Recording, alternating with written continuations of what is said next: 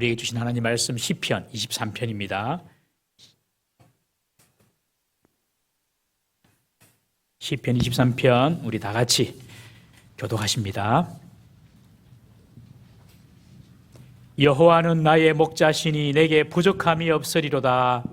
그가 나를 푸른 풀밭에 누이시며 실만한 물가로 인도하시는도다. 내 영혼을 소생시키시고 자기 이름을 위하여 의의 길로 인도하시는도다.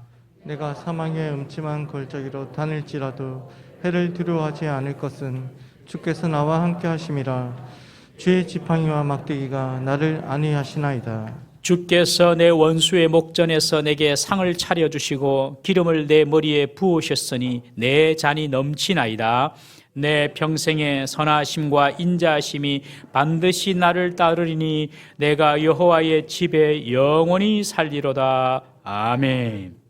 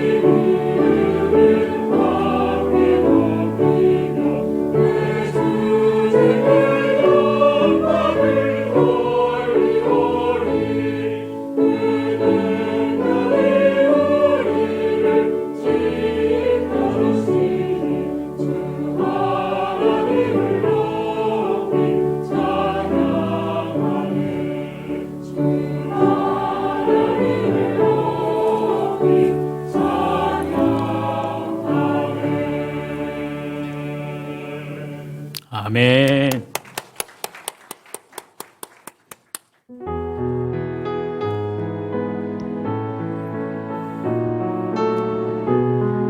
좋으신 하나님, 참 좋으신 우리 하나님, 좋으신 하나님, 좋으신 하나님, 참 좋으신 나의 하나님,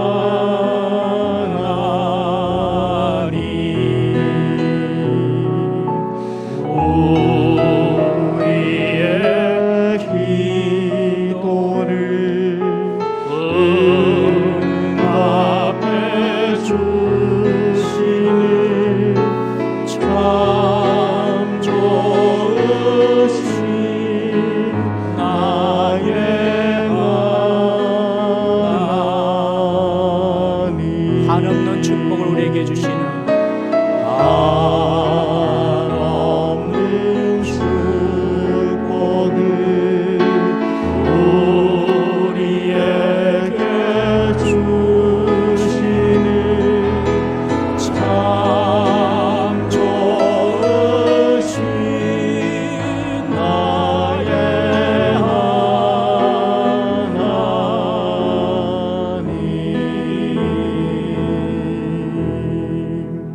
할렐루야. 2020년도 한없는 하나님의 축복 받으신 우리 모든 성도 되기를 주 이름으로 축원합니다. 우리 앞뒤 보시면서 좌우 보시면서 인사합시다. 2020년도 새해 큰 복 받으십시오. 시작. 2020년도 새해 큰 복 받으십시오. 할렐루야. 우리 2020년도에 또 새롭게 직분 받으신 분도 많은데 우리 성가대 보니까 바로 딱 표가 나네. 몇 분들 탁탁. 우리 장우순 집사님 하단에서 오시는 분이에요. 저분은 하단에서 오신. 제가 할렐루야. 하단에서 와서 제가 다른 길 가라 그랬어요. 너무 멀어서 다른 길 가라 그랬어요. 그런데 다른 길 한번 가보더만 목사님 동부 3개 우리 교회입니다. 올랍니다 그러더라고요. 사랑합니다. 장우순 집사님, 우리 김석 집사님, 구필러 집사님 뭐 하셨는데 저분은 암 환자입니다. 깨끗이 치료 받았습니다.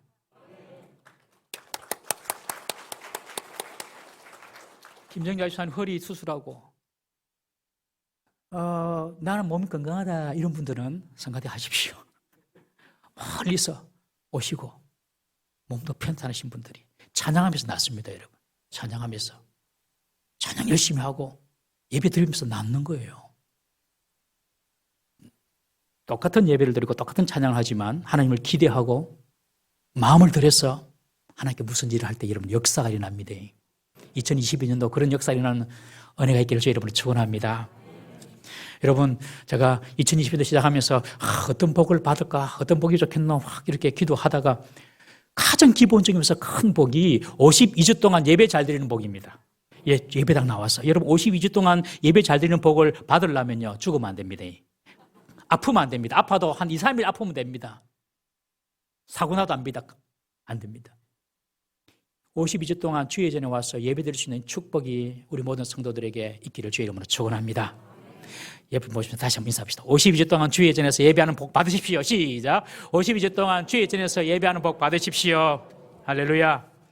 여러분 2022년도 시작이 되었습니다만은 우리 장로님 기도하시지만 무슨 일 당할지 우리는 무슨 일도 만날지 모릅니다. 아주 그 미답지 같은 아직 가보지 못한 그런 길을 우리가 걸어가기 때문에 좀 희망도 있고 기대도 있습니다만 여전히 예상치 못한 그런 일들이나 사고, 질병 이런 것 때문에 우리의 마음속에 불안과 염려가 있기도 합니다. 올해는 코로나와 함께 시작이 됩니다. 거의 이제 2년이 지나가고 있습니다. 이 질병이 앞으로 우리의 삶에 어떤 영향을 줄지 우리는 알지 못하는 두려움 속에 있습니다. 그래서 사람들은 미래에 대한 두려움을 해소하기 위해서 용한 점쟁이를 찾아가서 미래를 좀 들여다보고 또 알아보려고 하기도 합니다. 어떤 분들은 지극정성으로 자기들이 믿는 신에게 찾아가서 제사나 예를 올리면서 미래의 화를 액땜하고 피해보려고 노력하기도 합니다. 우리 성도들은 어떻게 2022년도 아직 살아보지 못한 이 해를 준비하면서 살아야 할까요? 묵상하던 중에 다윗의 고백 시편 23편이 떠올랐습니다. 지난 송구영신 예배에서는 우리를 살리시는 하나님의 역사를 우리가 경험하고 기대하자 이런 내용으로 말씀을 드렸는데 하나님께서 정말 살리신 사람 그 사람이 바로 다윗이더라고요. 다윗은 정말 하나님 마음에 가장 합한 사람이었습니다. 신앙적으로도 모범이 될 뿐만 아니라 일개 목동에서 이스라엘의 왕의 자리까지 올라간 인생에서도 성공한 사람이 다윗입니다. 이 다윗이 믿고 의지한 그 하나님을 우리가 이 말씀을 통하여서 만난다면 기대와 두려움 그리고 이런 모든 것들이 혼재한 불확실한 2022년도를 담대하고 소망차게 시작할 수 있음을 믿습니다. 이 말씀을 가지고 앞으로 한 2주 정도 더 말씀을 나누고자 합니다. 여러분 이 말씀을 우리가 공부하고 배우면서 시편 23편을 다 암송할 수 있으면 좋겠습니다. 목사의 설교는 기억 못해도 됩니다. 그러나 하나님의 말씀은 영원한 것입니다. 그래서 시편 23편 말씀을 여러분들 다음 주, 그 다음 주 또 들으시면서 다 암송한다 생각을 해보십시오. 오늘은 1절, 2절 말씀을 가지고 한번 은혜를 나누고자 합니다. 1절, 2절 다시 한 번 더 우리 한번 읽어보겠습니다. 시작. 여호와는 나의 목자시니 내게 부족함이 없으리로다. 그가 나를 푸른 풀밭에 누이시며 쉴만한 물가로 인도하시는 도다. 오늘 우리가 암송해야 될 말씀입니다. 여러분 시편 23편은 요한복음 3장 16절만큼이나 성도들에게 심지어는 불신자들에게도 잘 알려진 유명한 성경입니다. 시편 150편 중에 시편 중에 진주라고 불려지는 시편이 바로 시편 23편입니다. 다윗은 아무도 자기를 알아주지 않는 그 소년 시절 아버지 이새의 집에서 양을 치던 그 목동 시절을 회상하면서 이 시를 적었습니다. 다윗이 경험한 하나님, 그 하나님을 우리 모든 성도들이 올해 다 경험할 수 있기를 바랍니다. 다윗이 경험한 하나님 어떤 하나님인가? 그의 첫 고백이 1절에 나옵니다. 여호와는 나의 목자다. 여호와라는 이름을 먼저 부릅니다. 여러분, 여호와라는 이름은 하나님의 여러 이름 중에 다른 하나님을 표현하는 이름이 많은데 그 중에 하나입니다. 구약에서 하나님을 말할 때에는 하나님을 표현하는 이름이 많습니다. 예를 들면 엘로힘 혹은 엘샤다이 혹은 아도나이, 그리고 여호와, 하나님을 표현하는 이름이 많아요. 의미가 다 있습니다. 엘로힘이라는 이 이름의 뜻은요, 그냥 신, 하나님이라는 뜻입니다. 세상을 창조하시고 만물을 주관하시며 모든 힘과 능력의 근원이 되시는 유일하신 하나님, 엘로힘. 이 엘로힘은 복수적인 의미거든요. 그래서 삼위일체적인 하나님을 표현할 때에 엘로힘 이렇게 표현합니다. 그리고 엘샤다이라고 이야기하는데 이 엘샤다이는 전능하신 하나님 이런 뜻입니다. 하나님은 무슨 일이든지 전능하시다. 그래서 엘샤다이. 그리고 아도나이, 이 말은 주님이라는 뜻입니다. 이 하나님의 이름을 바로 부르기 못하니까 두려워서 그냥 아도나이, 주님이라고 부르기도 했습니다. 그리고 오늘 본문에 나타나는 이 여호와, 이 여호와라는 이름이 성경에서 6,700번이나 나온 가장 많이 하나님의 이름을 표현한 이름인데, 여호와, 이 여호와의 이름의 뜻은 스스로 계시는 분, 스스로 존재하시는 분이란 뜻입니다. 하나님이 모세에게 나타나셔서 모세에게 직접 자신을 소개할 때에 나타낸 이름이 바로 여호와입니다. 모세야, 나는 여호와다. 스스로 있는 자다. 이 여호와의 이름 속에는 구원하시는 하나님이라는 의미가 있습니다. 이것은 하나님의 어떤 구속 사역적인 그런 일을 나타낸다고 이야기할 수 있습니다. 하나님께서 모세에게 나타나셔서 내가 이제 이스라엘을 430년 동안 종으로 있던 그 애굽에서 내가 구원해내겠다. 그때 모세에게 그런 사명도 주시고 나는 여호와다라는 그런 표현을 쓰셨어요. 이 여호와라는 말 속에는 스스로 있는 자라는 의미도 있지만 구원하신다는 그런 의미가 있습니다. 구원하시는 하나님. 그래서 이 여호와라는 이름에서 비슷한 이름이 우리가 잘 알고 있는 여호수아라는 말도 구원하는 뜻이고 호세아도 구원한다는 그런 뜻이거든요. 이 여호와라는 이 말은요, 히브리어로 원래 하와라는 말에서 왔습니다. 하와라는 말이 되다라는 그런 의미인데요. 이 하와라는 말에서 이 여호와라는 말이 나왔는데 그 의미가 뭐냐면 되게 한다라는 뜻입니다. 즉 여호와, 이 말은 그분이 되게 한다. 한번 따라해 봅시다. 그분이 되게 한다. 여호와 하나님이 만물이 존재하도록 되게 하신다는 뜻입니다. 여호와 하나님이 우리가 예수 믿는 것도, 우리의 구원도 하나님이 구원 얻도록 되게 한다는 그런 뜻입니다. 여러분, 우리가 예수 믿는 것이 내가 예수님을 선택하고 내가 결정해서 믿는 것 같지만 전혀 그렇지 않습니다. 하나님 우리를 불러주셨고 우리에게 성령으로 믿게 해 주신 것입니다. 엄격하게 믿음이란 내가 믿는 것이 아니라 그냥 믿어지는 것입니다. 내가 믿는 것이 아니라 믿어지는. 여러분들 얼마나 머리가 좋고 논리적입니까, 여러분? 근데 그 하나님을 내가 믿는다, 불가능합니다. 그냥 믿어지는 것입니다. 어떻게 믿어집니까? 그냥 믿어지는 것입니다. 어떤 사람은 태어날 때부터 믿어지는 것이고, 어떤 사람은 아침에 눈을 딱 떴는데 하나님이 믿어지는 것입니다. 아, 하나님이 계신다. 어떤 사람은 산책하면서, 등산을 하면서, 길을 걸어가면서 하나님이 계신다. 마치 바람이 임의로 부는 것처럼, 바람이 이렇게 훅훅 부는데 어디서 왔다가 어디로 가는지 모르잖아요. 그냥 바람이 불잖아요. 그것처럼 우리 믿음이 여러분들 이렇게 훅 들어오는 것입니다. 길을 걷다가 산책하다가도 하나님이 계신다. 아픔 가운데 병원에 있다가도 하나님이 계신다. 이게 믿음이 생기는 거예요. 믿음은 그렇게 오는 겁니다. 영화관에서 영화 보고 나오다가도, 전혀 관계없는 영화 보고 나오는데도 하나님이 계신다. 그렇게 느껴지고 믿어지는 것입니다. 예배드리면서도 하나님이 믿어지는 것입니다. 밤에 자려고 누웠는데 하나님이 계시는구나, 믿어지는 것입니다. 여러분, 믿음은 내가 만드는 것이 아니라 그냥 이렇게 믿어지는 것입니다. 하나님이 되게 하시고 하나님이 믿게 하시는 것입니다. 어떤 분들은 교회 나오지만 나는 믿음이 없어, 이런 분들이 간혹 계세요. 뭘 몰라서 그렇습니다. 여러분들 뭘 몰라서 그렇습니다. 여러분, 하나님을 믿지 않으면요, 교회 안 나옵니다. 하나님을 믿지 아니하면요, 기도도 안 합니다. 하나님을 믿지 않으면 하나님이 있나 없나 생각 자체가 없습니다. 그냥 하나님 믿기 때문에 하나님 있나 없나 이런 생각이 들기도 하고, 하나님 믿기 때문에 그래도 예배 나오는 것이고, 하나님 믿기 때문에 올 때 하나님을 찾기도 하는 것입니다. 문제는 내가 확신이 없다는 것이 문제지 믿지 않는 것이 아닙니다. 확신은 내가 믿습니다라는 그 고백으로 시작합니다. 처음 믿을 때는 내가 믿음이 있는지 없는지 모르지만 후에는 분명히 내 입으로 내가 믿습니다라는 그런 고백을 하게 될 것입니다. 여호와의 이름, 그 이름은 구원하시는 하나님, 그런 의미가 있다고 말씀드렸습니다.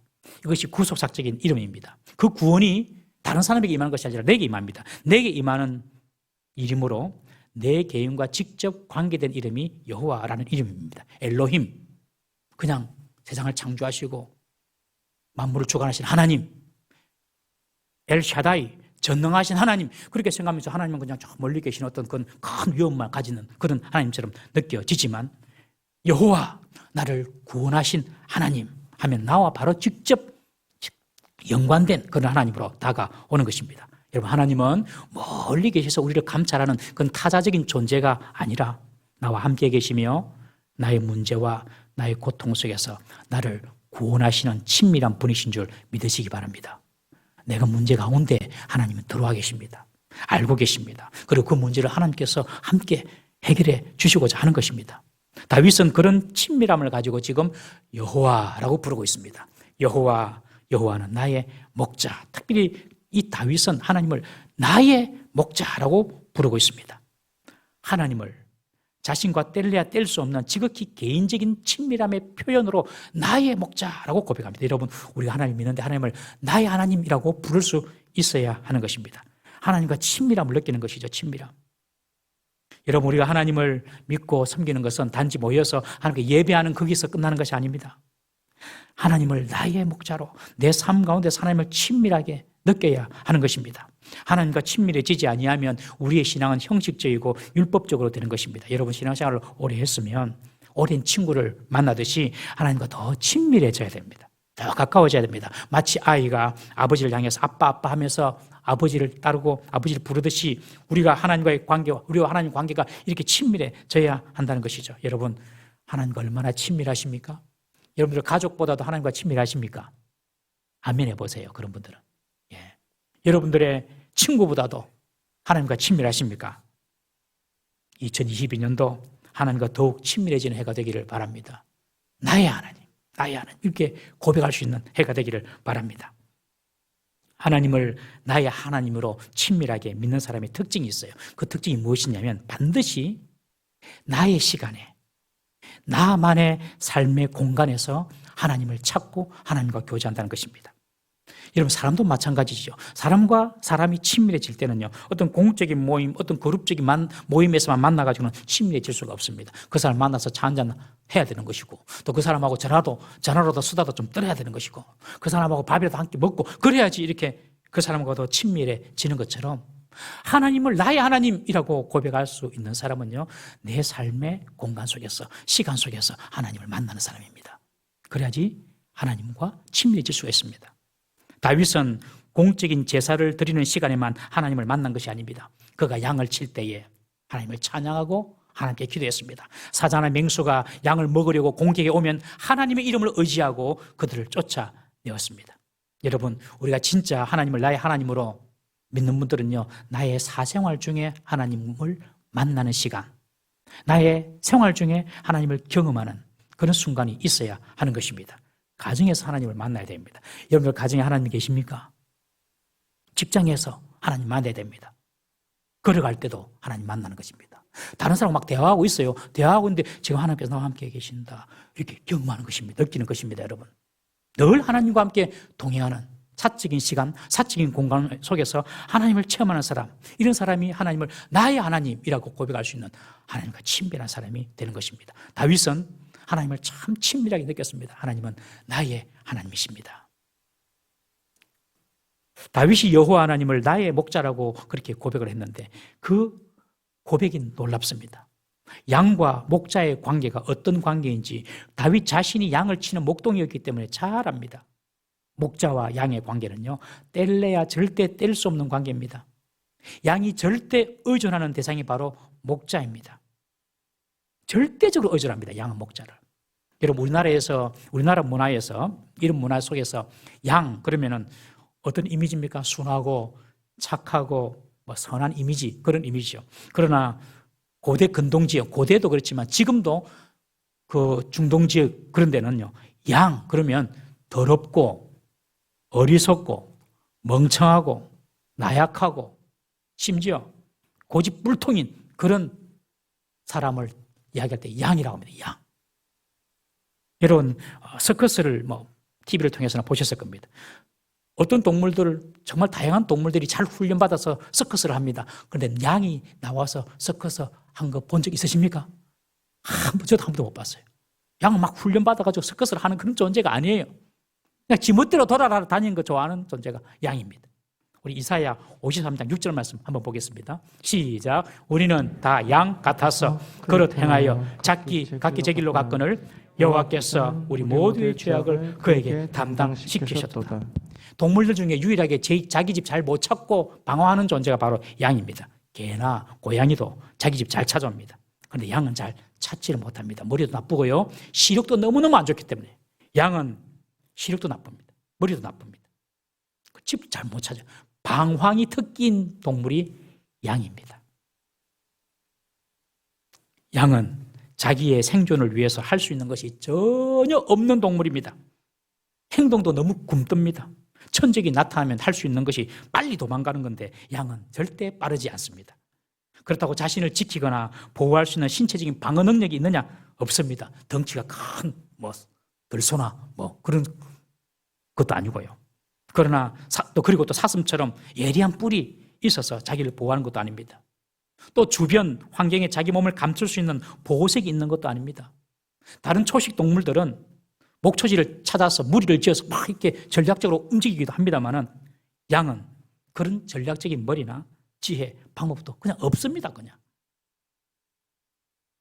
양의 생존을 위해서 단 한 가지가 필요합니다. 그것이 바로 목자입니다. 목자가 없는 양은 불쌍할 뿐만 아니라 위험하고 생명 자체가 보장이 될 수 없습니다. 그러나 목자가 있는 양은 더 이상 두려워할 필요가 없습니다. 염려할 필요도 없습니다.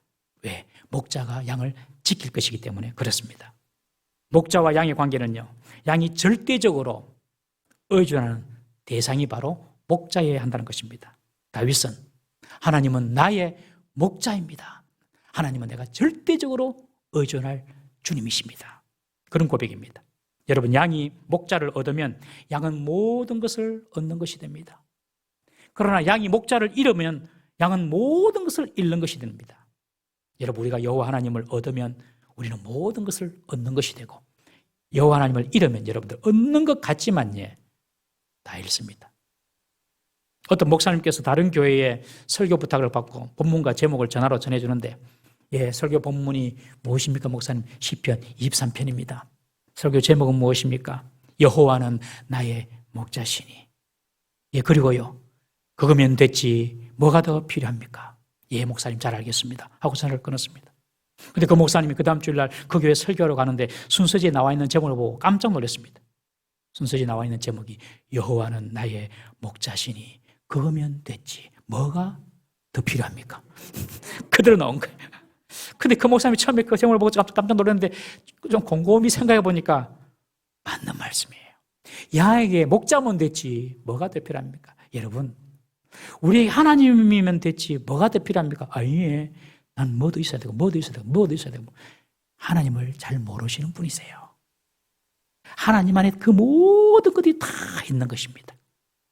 하나님이 정말 나의 목자가 된다면 내 살고 죽는 것도, 내가 부하게 되고 흥하게 되고 내가 형통하는 것도, 우리 가정과 우리 자녀도 다 하나님의 손에 있는 것입니다. 하나님이 목자신데. 그러니 하나님을 얻으면 모든 것을 얻는 것이고 하나님을 잃으면 모든 것을 잃은 것입니다. 여러분, 다른 거 너무 의지하지 마십시다. 인맥 너무 의지하지 마십시다. 인맥. 사람이 살다 보면 어려움이 생기잖아요. 몇 분 정도는 알고 있어야 된대요. 첫 번째, 훌륭한 의사는 알고 있어야 된다. 의사 한 사람 정도는 알고 있어야 된다. 두 번째, 훌륭한 변호사 정도는 알고 있어야 된다. 워낙 세상이 막 고소가 많기 때문에. 그러나 하나님이 진정 우리의 목자가 되어주신다면 그런 분들을 만날 필요도 없고 이유도 없는 인생으로 주님의 인도하심이 있을 줄 믿습니다. 너무 다른 것들을 우리가 의지하지 마십시다. 하나님이 정말 나의 목자다. 올해 무슨 일이 있어도 주님을 절대 의존자로 삼으시고 나의 목자로 주님을 친밀하게 경험하는 해가 되실 수 있기를 주의 이름으로 축원합니다. 주님이 나의 목자가 되시고 내가 주님만 전적으로 의지하는 양이라면 반드시 따라오는 행동이 있습니다. 그것이 뭐냐면 목자의 음성을 듣는 일에 온 신경을 집중한다는 것이에요. 목자의 음성을 듣는 일에 양은 모든 신경을 올인합니다. 양은 시력이 현저히 좋지가 않은 동물로 유명합니다. 5m 앞을 못 본답니다. 그러니까 양은 항상 딱 밑만 보고 있어요. 그리고 누가 가면 그냥 어디로 가는지도 모르고 그냥 그 앞에 있는 양만 이리 따라갑니다. 양들은. 그래서 앞에 양이 막 낭떠러지 떨어지면 다 같이 떨어져 죽어요. 그냥. 왜? 5m 앞을 못 보니까 그냥 앞에 가는 대로 따라가는 거예요. 여러분, 우리의 인생 아닙니까? 우리가 5분 뒤를 압니까, 여러분? 지난주 목요일 30날 연산동 홈플러스에서 택시가 주차장 벽을 뚫고 아래로 추락해가지고 기사가 사망하고 밑에 있는 차들, 신호 대기 중인 차들이 14대가 파손되고 지금 8분이 중상자와 포함해서 8분이 병원에 있다고 합니다. 그냥 있다가 위에서 날벼락 떨어진 거예요, 날벼락. 5분 뒤를 알면 그런 일이 일어나겠습니까, 여러분? 우리는 양 같아요. 5m 앞을 못 보는 양이나 5분 뒤를 모르는 양이나 우리의 양입니다. 그러니 양이 살 길은 어찌해야 됩니까? 그냥 목자의 음성에만 집중해서 목자가 어떻게 이끄는지를 봐야 합니다. 양의 신체 중에서 딱 하나 발달된 것이 있답니다. 그것이 바로 청각입니다. 청각. 자기 목자의 음성을 기가 막히게 알아듣는답니다. 다른 낯선 사람이 부르면 절대로 안 갑니다. 도망갑니다.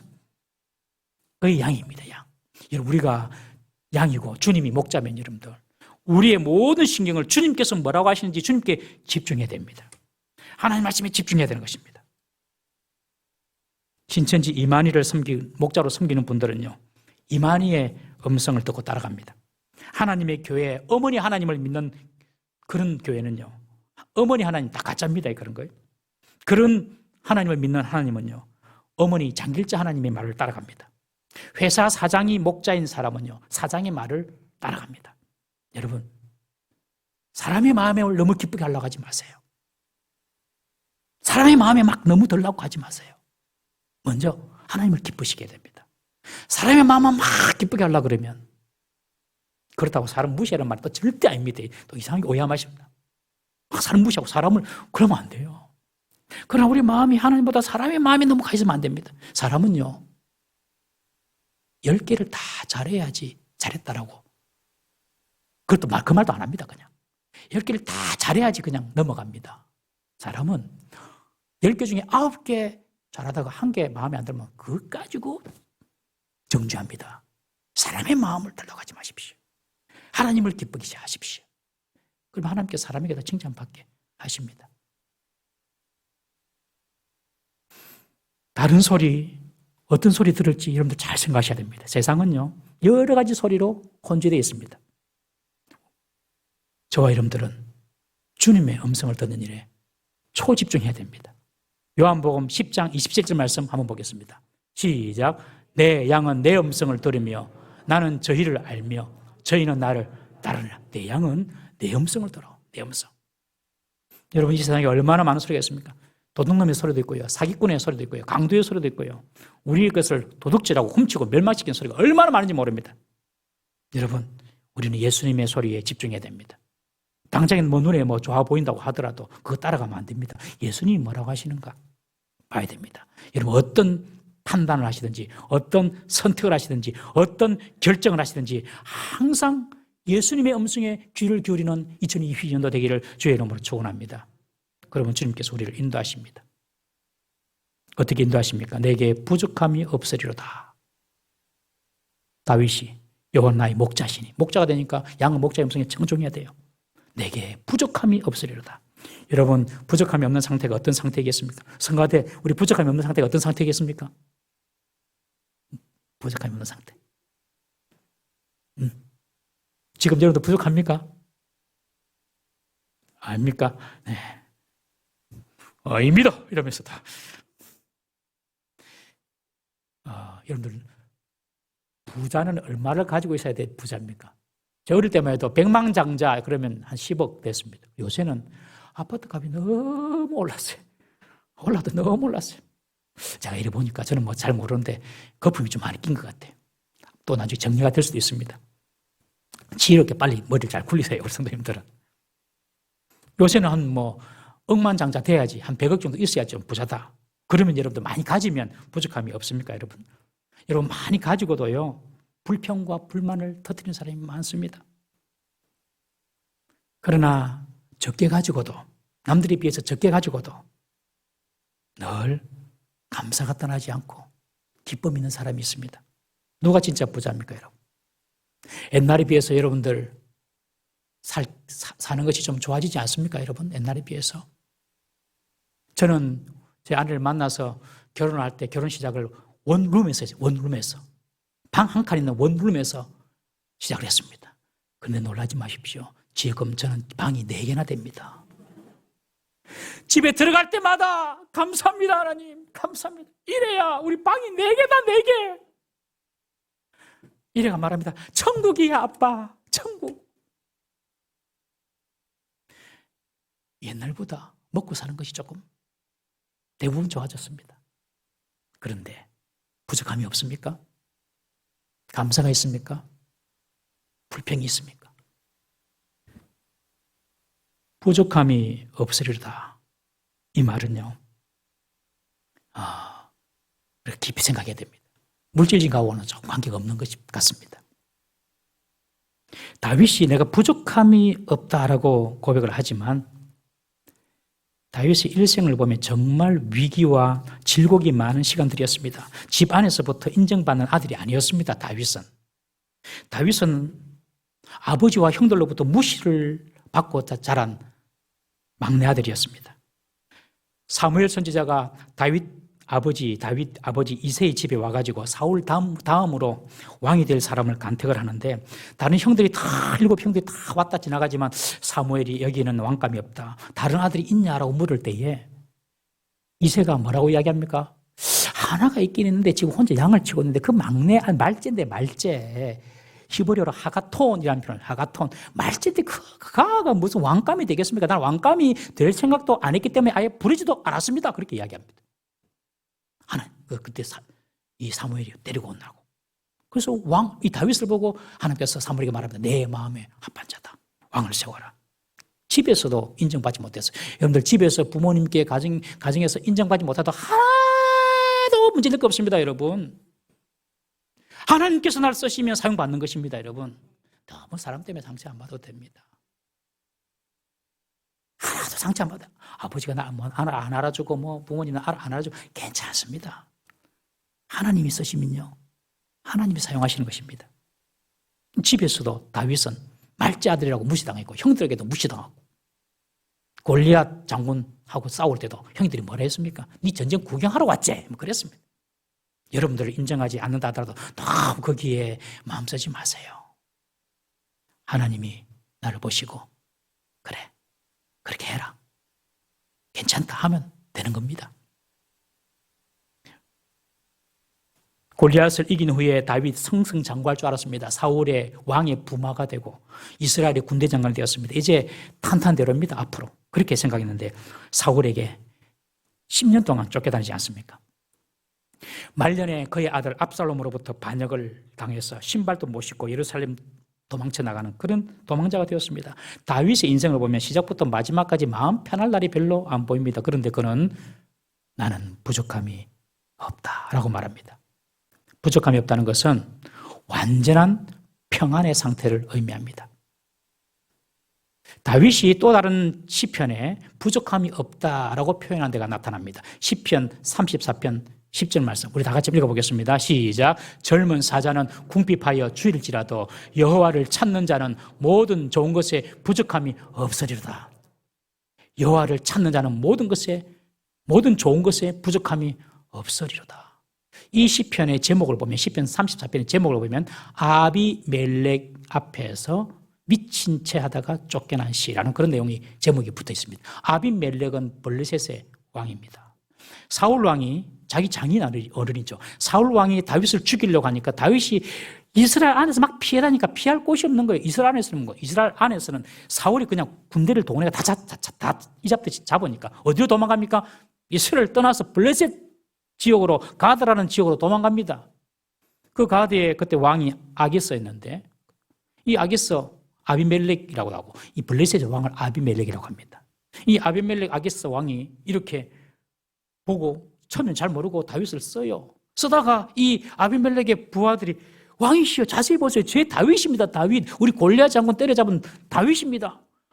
다윗이 자기 신분이 들통났어요. 블레셋 안에서. 그래서 어떤 일을 합니까? 미친 척 할래. 미친 척.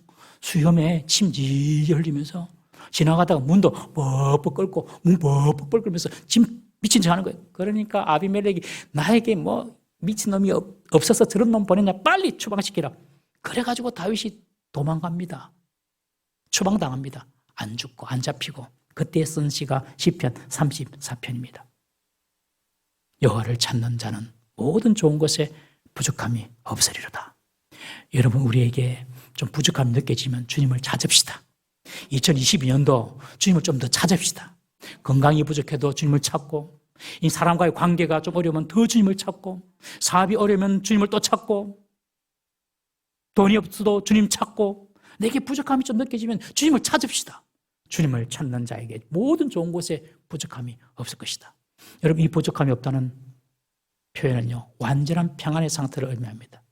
우리 성도들 중에 또 어떤 분 중에 이런 분도 있겠어요. 큰 시험을 당하고, 큰 어려움을 당하고, 큰 고난에 빠진 분도 계십니다. 우리가 볼 때는 저는 어떻게 살지, 그렇게 생각할 수 있는데, 그분들에게는 하나님께서 주시는 마음에 완전한 평안이 있어서 그 과정을 이렇게 통과하게 되는 것입니다.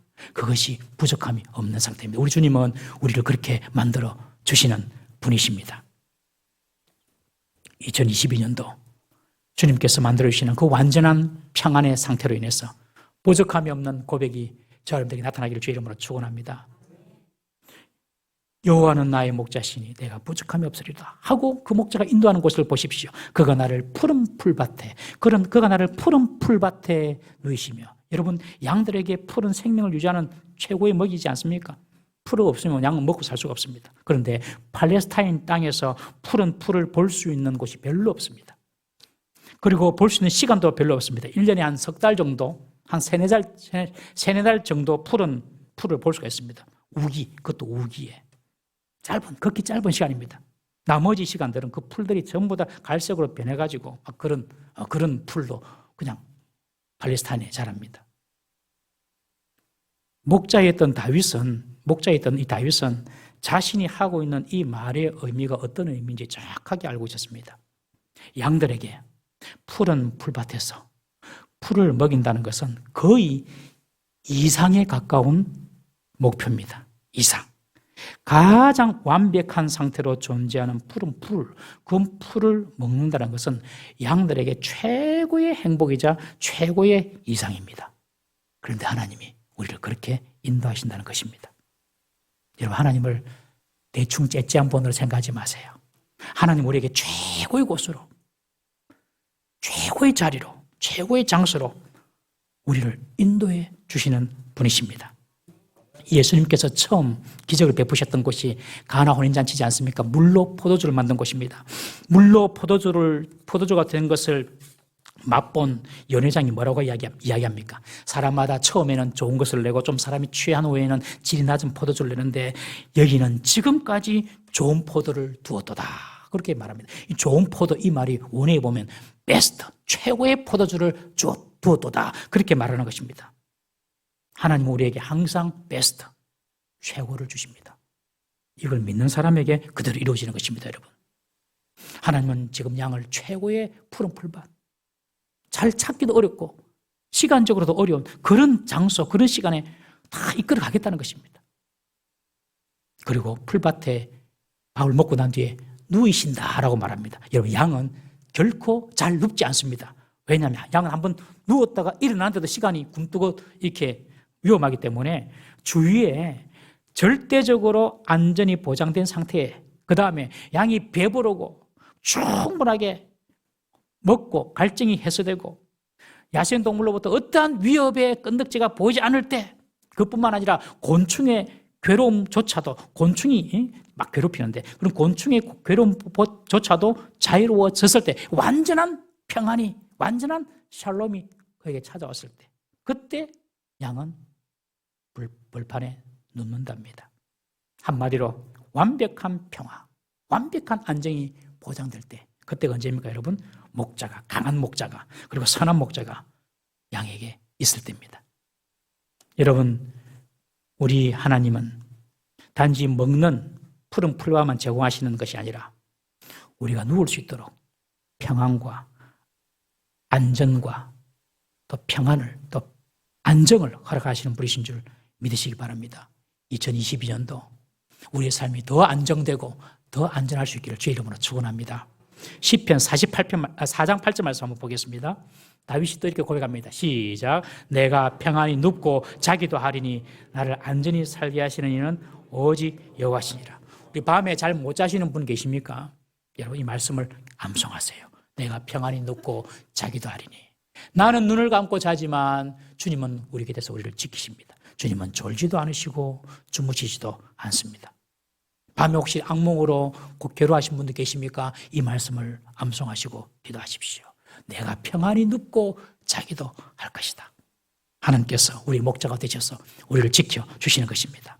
하나님은 물질적인 풍요 그런 환경뿐만 아니라 우리의 삶 자체에 평안과 행복을 주십니다.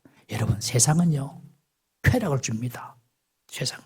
그런데 절대로 행복은 주지 못합니다. 좀 살아봤잖아요. 우리가 좀 알잖아요. 세상은 그런 좀 엑사이팅한 것을 막 주는 것 있지만 우리 세계에 평안을 절대로 주지 못합니다. 여러분 평안, 기쁨, 행복 그것은 목자 되신 주님께서만 주십니다. 2022년도 이런 평안의 복, 기쁨의 복, 안정된 복이 우리 모든 성도님들 우리 교회 있기를 주의 이름으로 축원합니다. 목자는요 푸른 풀밭에 누일 뿐만 아니라 쉴 만한 물가로 인도합니다. 풀을 먹었다고 끝이 아니죠. 물을 마셔야 됩니다. 물을 마시지 아니하면 물을 못 먹으면 나중에는 죽을 수가 있습니다. 양들은 물을 찾기 위해서 막 헤맵니다. 적당한 수원지를 발견하지 못하면 구덩이에 있는 더러운 물을 먹는다고 합니다. 그것 때문에 양들이 기생충에 감염이 되고 병이 많이 든다고 합니다. 목자는요 푸른 초장만 생각하지 않고 마실 물을 생각합니다. 그런데 문제는 워낙 이 양들이 겁이 많아가지고 그냥 물을 잘 못 마신답니다. 흐르는 물을 잘 못 마셔요. 물살이 조금만 새면 양은 가까이 가지 못해요. 왜냐하면 너무 두려움이 많아가지고 그 물이 자기 몸을 적셔가지고 그 몸이 다 털이지 않습니까? 이게 잘못하면 그냥 빠져 죽거든요. 그러니까 흐르는 물도 조금만 물 세기가 느껴지면 못 먹어요. 그래서 여기 보면 쉴만한 물가, 이 쉴만한이라는 말의 뜻의 히브리어는 메노카라는 그런 말을 쓰는데 이 말은 쉴만한 그리고 조용한 잔잔한 그런 뜻입니다. quiet. 조용한 잔잔한 그런 시냇가로 인도하신다는 거예요. 그래서 이 목자들이 양에게 물을 먹이려면 어떻게 하냐면 시냇물이 흐르면은 돌들을 주워가지고 이렇게 물이 고이도록 만든답니다. 돌을 이렇게 모아가지고. 그러면 그 물이 고인 그곳 물은 이렇게 흐름이 없기 때문에 잔잔하거든요. 양이 들어와서 거기서 물을 먹는다고 합니다. 야곱이 들판에서 양을 칠 때도 보십시오. 라헬을 만날 때도 양들이 먹을 수 있도록 우물에서 양을 먹이지 않습니까? 그죠? 그러니까 양은 막 흐르는 물 이런 거 못 먹어요. 그냥 잔잔하고 편안한 거. 그거 먹고 사는 겁니다. 목자가 그것을 알고 거리로 인도를 한다는 것입니다. 하나님이 우리를 아시는 것이 목자가 양을 아는 것처럼 우리를 아십니다. 2022년도 우리를 잔잔한 시냇가로 주님께서 인도하실 줄 믿으시기 바랍니다. 푸른 풀밭에 누워 주시고 먹을 것도 챙겨주시고 마음의 평안도 주시고 마음의 안정도 주시는 그런 2022년도 되기를 주의 이름으로 축원합니다. 양이 할 일을 딱 한 가지 있습니다. 딱 한 가지. 그것은 바로 목자의 인도대로 순종하며 나아가는 것입니다. 그냥 그것만 하면 됩니다.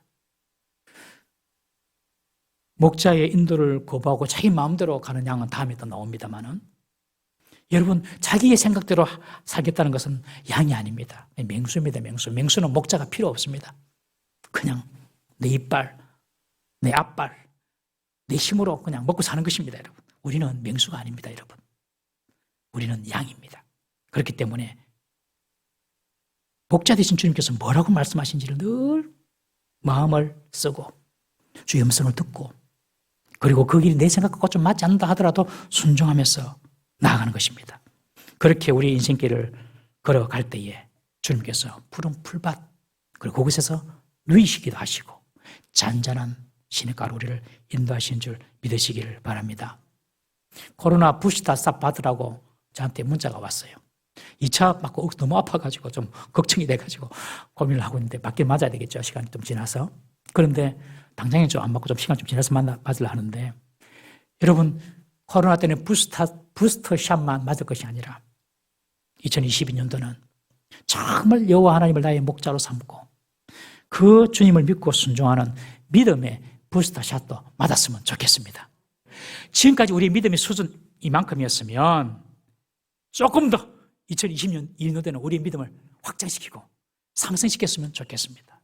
지금까지 이만큼 기도했으면 조금 더 기도하는 2022년도 되었으면 좋겠습니다. 우리의 믿음의 영역에서 우리가 좀 더 상승하고 좀 더 우리가 담대하게 나간다면 우리 하나님은 더 큰 은혜를 주시는 2022년도 되게 해주실 줄로 믿습니다. 여호와가 나의 목자가 될 때에 반드시 주님은 푸른 풀밭으로 우리를 인도하시고 그곳에서 쉼도 주시고 잔잔한 물가로 우리를 인도하실 것입니다. 2022년도 이런 하나님의 은혜가 있기를 주의 이름으로 축원합니다. 다 같이 한번 기도하겠습니다. 여러분들의 인생을 가정을 우리 교회를 위해서 한번 기도하십시오. 하나님 나의 목자가 되어 주십시오. 절대적으로 주님께 의존하는 제가 되게 해주십시오. 주의 말씀에 순종하며 나아가게 해주십시오.